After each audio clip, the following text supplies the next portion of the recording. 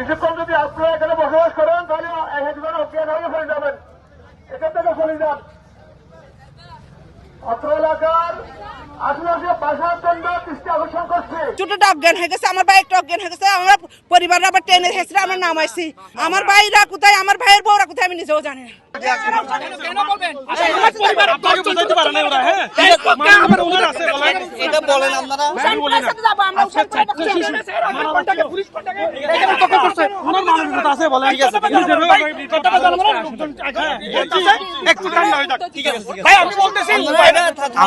আল্লাহ কিভাবে পারে এটা আল্লাহর রহমত, কি জানি না আমরা। এটা একদম বাড়ির পাশে গ্যাসের গিয়েটা জ্বালছে, একদম আমার বাড়ি। আমার বাড়িটা আপনি পিছনে যাই দেখেন, ওখানে কিভাবে যারা অনুমতি নিছে, কিভাবে নিছে আমি জানি না। আমাদের বাচ্চা, আমি যখন গিয়েছিলাম আমার বাচ্চা ছোটটা অজ্ঞান হয়ে গেছে, আমার ভাই একটা অজ্ঞান হয়ে গেছে, আমরা পরিবাররা আবার ট্রেনে হেসে আমরা নামাইছি। আর কেউ কিছু ওখানে কারেন্টের তার কাটতেছে, আমরা মানে বাসা নিয়ে জামিলা। এটা কি এখন মেডিকেল হাসপাতাল নিয়ে গেছেন নাকি এখন পর্যন্ত বাসায় অবস্থান করছে? কে কোথায় আছে আমরা জানি না, কে এখনো কোথায় আছে আমরা জানি না ভাই। অর্থাৎ এখন আপনি সঠিক খবর পাচ্ছেন না। আমার ভাইরা কোথায়, আমার ভাইয়ের বউরা কোথায় আমি নিজেও জানি না।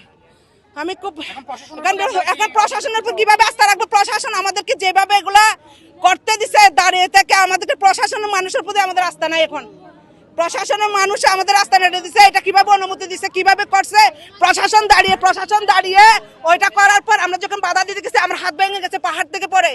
আমাদেরকে প্রশাসনের মানুষ, আওয়ামী লীগের মানুষ খুব নির্যাতন করছে। এটা আমরা বলতে পারবো না, আমরা ঘর থেকে বাহির করতে পারি নাই, আমাদেরকে এমন নির্যাতন করছে। মানে কিছু কিছু লোকেরা, মানে বলতে পারবো না, আমরা খুব নিরুপায়। আমরা প্রশাসনের কাছে এখন তারেক রহমানের কাছে চাই, এভাবে আমরা কিভাবে জ্বলবো? আমরা ঘর থেকে বের হতে পারতেছি না। একটা রুমে দেখতেছি আগুন জ্বলে, মানুষ কিভাবে দৌড়তেছে। এই কিভাবে পেট্রোল পাম্পটা আমাদের বাড়ির পিছনে এটা অনুমতি দিচ্ছে, আমি সরকার থেকে এটা চাই, আমরা এটা তারেক রহমানের কাছ থেকে চাই। ছিল করলিয়াতে, তারা এখনো কেন দেশে আছে সেটাও আমি প্রশাসনকে জোর দাবি জানাচ্ছি। দোষের কেন মানে অনুমতি পাই, টাকার জোরে পায় নাকি ক্ষমতার জোরে পায়? দোষর কেন এখনো দেশে আছে?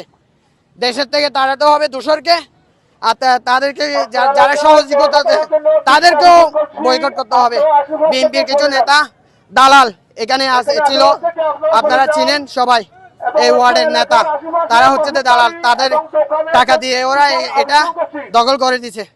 আমাকে 17 ঘন্টা অ্যারেস্ট করছিল, তারা জোরপূর্বকভাবে তারাকে ম্যানেজ করে। আমি ভুক্তভোগী, আমি সবাইকে নিয়ে এটা সাংবাদিক সম্মেলন করবো গতকাল, আগামীকাল সাংবাদিক সম্মেলন। আমার বাচ্চা দুইটা, 2 বছরের একজন, 7 মাসের একজন, এরা অজ্ঞান, এখন কোন রকম পানি দিয়ে সুস্থ রাখছে। আপনারা যদি চান আমি দেখাতে পারি আমার বাচ্চাগুলোকে। হ্যাঁ, না এখানে কোনো গ্রেপ্তার হয়নি এখনো। রক্ত হচ্ছে সিকিউরিটি, তারা হামলা করছে আমাকে। সিকিউরিটি হচ্ছে মোহাম্মদ কফিল, বাই ট্রেডার্স এর মালিক। আমি প্রতিবাদ করতে গিয়ে, আমি যখন উইকেট দিক থেকে এসে যখন এদেরকে ঢুকতে না পারি প্রতিবাদ করতে গিয়ে, আমি যখন প্রতিবাদ করতে গিয়ে তারা আমাকে চিপে ধরেছিল, মানে দস্তাদস্তি ছিল, তারাও আহত হয়েছে, আমাকেও আহত, মানে রক্তাক্ত। ভাই আপনাদের প্রতিবাদ জানাই, প্রশাসনকে প্রশ্ন করবেন যে কেন জনবহলে গ্যাস পাম্প অনুমতি পেয়েছে, কিভাবে পেয়েছে, এটা ডকুমেন্টসটা দেখতে চাই। আমি একজন নাগরিক হিসাবে দেখতে চাই।